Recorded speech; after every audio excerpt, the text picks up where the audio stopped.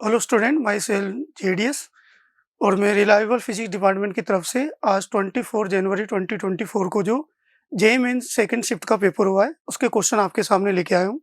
ये क्वेश्चन हमने स्टूडेंट की हेल्प से तैयार किए हैं। चलिए स्टार्ट करते हैं क्वेश्चन नंबर 12 से।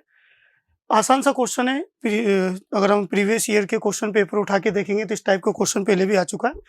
A bullet get embedded in fixed target and it is found that bullet lost 1/3 of velocity in traveling 4 centimeter into target and losses remaining kinetic energy while traveling further d into 10 to power minus 3 meter distance। तो आपको उसमें d find out करना ना। तो अगर हम by equation of motion का use करें, ये मान के चलेंगे इसमें कि एक्सेलरेशन जो रिटार्ड होगा वो कांस्टेंट रहेगा ड्यूरिंग मोशन। तो मैं थर्ड इक्वेशन यूज़ कर रहा हूँ, v square equal to u square plus 2ax। तो जैसा कि क्वेश्चन में बोला गया है कि जब ये 4 सेंटीमीटर डिस्टेंस चलेगी तो 1/3 जो है वेलोसिटी लॉस हो चुकी है, तो 2/3 वेलोसिटी आफ्टर 4 सेंटीमीटर डिस्टेंस इसको मिलेगा। तो फाइनल वेलोसिटी में लिख दूंगा 2u/3 और इसका ये होल स्क्वायर, और इनिशियल वेलोसिटी हमने u मानी तो u स्क्वायर प्लस रिटार्डेशन है इसलिए 2 माइनस के लिए a का साइन ये माइनस a, और डिस्टेंस इनिशियली 4 सेंटीमीटर है तो इसको इस तरह से सेंटीमीटर में लिख देते हैं। हम मानेंगे इक्वेशन नंबर 1 है। जैसा कि क्वेश्चन में आगे बोला गया है कि अब कितना डिस्टेंस आगे चले कि फाइनली ये पूरा काइनेटिक एनर्जी लॉस कर दे, दैट मीन्स कि फाइनल वेलोसिटी इसका जीरो हो जाएगा ना। तो अगेन सेम इक्वेशन में यूज कर रहा हूँ, तो फाइनल वेलोसिटी जीरो इसलिए जीरो का स्क्वायर, इनिशियल वेलोसिटी नाउ अब 2u/3 हो जाएगी ना। सो 2u/3 का होल स्क्वायर प्लस, और टारगेट वही है तो इसलिए रिटार्डेशन जो होगा वो सेम माइनस a रहेगा। और अब मान लो कि स्मॉल x डिस्टेंस से चला, ये इक्वेशन नंबर 2 हो गया। इन दोनों इक्वेशन को अगर हम सोल्व करें तो इक्वेशन नंबर 1 से मैं लिख सकता हूँ कि 4u²/9 equal to u² minus 2a into 4। तो यहाँ से 5u²/9 इक्वल टू हो जाएगा 2a इंटू 4 सेंटीमीटर। सही। इसी तरह इक्वेशन नंबर 2 की अगर हम बात करें तो 4u²/9 की वैल्यू इक्वल टू होगी 2a इंटू एक्स के, और दोनों इक्वेशन को हम डिवाइड करते हैं तो यहाँ से अगर x की वैल्यू निकालेंगे तो x इक्वल टू होगा 32 into 10 to power minus 3 in metre, और इंटीजर टाइप क्वेश्चन है इसलिए d इक्वल टू हो जाएगा 32। सही। तो आसान सा क्वेश्चन था ये। चलिए नेक्स्ट क्वेश्चन की ओर चलते हैं। नाउ क्वेश्चन नंबर 13, ये KTG का सिंपल क्वेश्चन है। 1 मोल आइडियल O2 गैस है जो कि 27 डिग्री टेम्परेचर पर है। हमें फाइंड आउट करना है कि इसकी टोटल काइनेटिक एनर्जी क्या होगी। जैसा कि आप सब जानते हैं फॉर्मूला बेस्ड सवाल है, तो kinetic energy of ideal gas equal to होता है F/2 NR इंटू टी, जो कि इंटरनल एनर्जी की इक्वल होता है। आइडियल गैस में हम जो पोटेंशियल एनर्जी उसको नेग्लेक्ट करके चलते हैं ना। सो F/2 NRT, और आइडियल O2 गैस है, डायरेक्ट में गैस है इसलिए डिग्री ऑफ फ्रीडम को हम 5 मान के चलेंगे। तो 5/2 नंबर ऑफ मोल क्वेश्चन में मेंशन है कि 1 है, और गैस कांस्टेंट 25/3, टेम्परेचर 27 डिग्री को केल्विन में कन्वर्ट करें तो ये इक्वल टू हो जाएगा 300। सही। सो ये 3 से 3 कैंसिल आउट हो गया। इस इक्वेशन को अगर हम सोल्व करेंगे तो यहाँ से जो काइनेटिक एनर्जी का आंसर आने वाला है वो 6250 जूल आंसर आएगा। सही। तो ये भी बहुत आसान क्वेश्चन है KTG का, आई थिंक स्टूडेंट ने ये अटेम्प्ट किया होगा। चलिए अगले क्वेश्चन की ओर चलते हैं। ये मॉडर्न फिजिक्स का क्वेश्चन है। लाइट की इंटेंसिटी गिवन है आपको 6 × 10⁸ incident on object kept on medium of refractive index mu equal to 3, और ये मान के चलना है कि 100% लाइट एब्जॉर्ब हो चुकी है ना।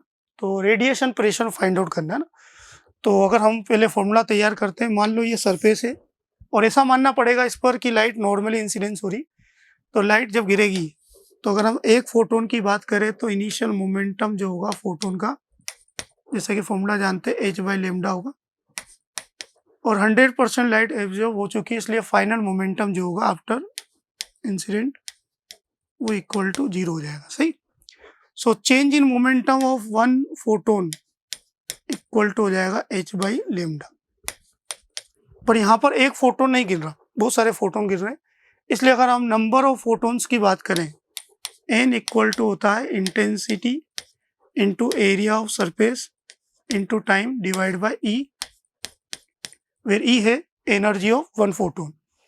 तो टोटल अगर हम change in pressure find out करें तो उसको इंटू n से मल्टीप्लाई कर देते हैं, तो यहाँ से टोटल प्रेशर आ जाएगा और डिवाइड बाई t कर देंगे तो फोर्स आ जाएगा। तो डायरेक्ट अगर हम फोर्स का फॉर्मूला यूज़ करें तो F इक्वल टू n को मैंने डेल्टा p एक फोटोन का जो चेंज इन मोमेंटम है, लीनियर मोमेंटम, उससे मल्टीप्लाई किया, डिवाइड बाई t भी करूँगा तो यहाँ से हो जाएगा I intensity area A E into h by lambda, सही। और डिवाइड बाय एरिया कर दे तो प्रेशर फाइंड आउट हो जाएगा। तो प्रेशर इक्वल टू होगा intensity into h divide by E into lambda, सही। और E है एनर्जी ऑफ वन फोटोन जो कि h c बाई लेमडा होती है, पर यहाँ पर c की वैल्यू चेंज हो जाएगी क्योंकि मीडियम की बात हो रही है ना। तो आगे अगर हम इसी को कंटिन्यू करें तो I into h divide by E को लिख दूंगा h c divide by mu into lambda, सही। और ये लेमडा से लेमडा और h से h कैंसिल आउट हो गया। तो फाइनल प्रेशर का जो रिजल्ट निकल के आया वो आया है intensity I mu refractive index divide by c। और क्वेश्चन में मेंशन है इंटेंसिटी 6 इंटू 10⁸ है और साथ में म्यू की वैल्यू गिवन है 3, तो इंटू 3 कर देते हैं। और जो स्पीड ऑफ लाइट है सबको पता है 3 इंटू 10⁸ होता है, तो 3 इंटू 10⁸। और यहाँ से अगर इसकी न्यूमेरिकल वैल्यू निकालेंगे तो 6 आ जाएगा ना, तो आंसर आना चाहिए न्यूमेरिकल वैल्यू में 6, सही। चलिए नेक्स्ट क्वेश्चन की ओर चलते हैं। क्वेश्चन नंबर 15, ये रिजिड बॉडी डायनेमिक्स का क्वेश्चन है CTRM से।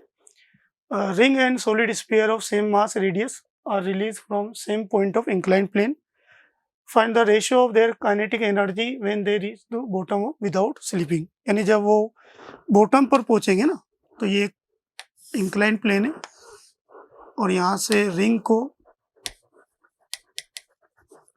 और सॉलिड स्फीयर को एक साथ छोड़ा गया, हाइट इसकी h मान लेते हैं इंक्लाइन प्लेन की। और क्वेश्चन में मेंशन है कि प्योर रोलिंग हो रही है, तो जैसा कि हम जानते हैं कि प्योर रोलिंग में हम एनर्जी कंजर्वेशन लगा सकते हैं।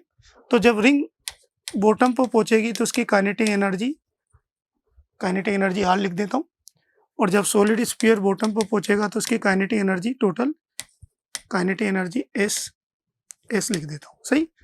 और हम जानते हैं कि एनर्जी कंजर्वेशन का क्वेश्चन है, तो इनिशियल एनर्जी अगर हम देखें काइनेटिक एनर्जी 0 है plus potential energy mgh equal to final kinetic energy plus final potential energy bottom पर, इसलिए 0 हो जाएगा। तो यहाँ से रिजल्ट निकला है कि जो काइनेटिक एनर्जी होगी वो mgh के इक्वल होगी। और क्वेश्चन में पहले से मेंशन है कि मास दोनों का सेम है और एक ही पॉइंट से रिलीज किया, इसलिए हाइट भी दोनों की सेम होगी, तो mgh दोनों के लिए सेम है, इसलिए जो काइनेटिक एनर्जी का रेशियो होगा दोनों बॉडी के लिए, रिंग एंड सॉलिड स्फीयर के लिए, वो इक्वल आने वाला है, इसलिए 1:1 आंसर आना चाहिए ना। तो आसान सा क्वेश्चन था ये भी RBD का। चले अगले क्वेश्चन की ओर चलते हैं। नाउ क्वेश्चन नंबर 16 जो कि करंट इलेक्ट्रिसिटी का क्वेश्चन है, ये भी बिल्कुल आसान क्वेश्चन है। 3 वोल्ट मीटर आपके सामने है सर्किट में, V1 V2 V3, V1 V2 को सीरीज में कनेक्ट किया है और इस V1 V2 के कॉम्बिनेशन के साथ V3 को इसके पैरेलल में कनेक्ट किया है। और हमें पता करना है कि जब AB के बिटवीन कोई सोर्स कनेक्ट करे तो इन तीनों में क्या रिलेशन होगा। तो जब हम यहाँ पर सोर्स लगाएंगे तो जैसा कि हमें पता है कि V1 V2 सीरीज में कनेक्टेड है, तो इन दोनों का नेट जो पोटेंशियल होगा वो तो V1 प्लस V2 हो जाएगा।